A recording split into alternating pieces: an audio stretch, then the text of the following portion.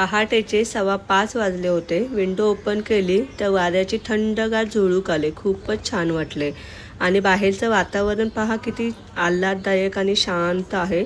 त्यानंतर मात्र मी किचनमध्ये आली आणि फूड प्रोसेसरमध्ये सर्वात आधी चपातीचं पीठ मळून घेतलं आणि एका साईडला वालीची भाजी धुवून घेतली. म्हणता म्हणता आपली वालीची भाजीसुद्धा तयार झाली आणि पीठसुद्धा मळून झालं. वालीची भाजी कशी बनवायची याचा व्हिडिओ मी ऑलरेडी अपलोड केला आहे चॅनलवरती, नक्की बघा.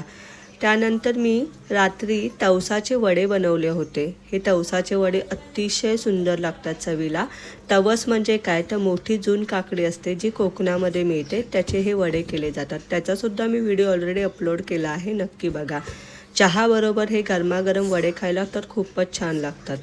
चहाच नाश्ता झाला आणि त्यानंतर मात्र टिफिनसाठी इथे मी चपाती करून घेतल्या आणि चपाती बघा कशा टम्म फुगलेल्या आहेत आणि म्हणता म्हणता आपला टिफिन रेडी झाला.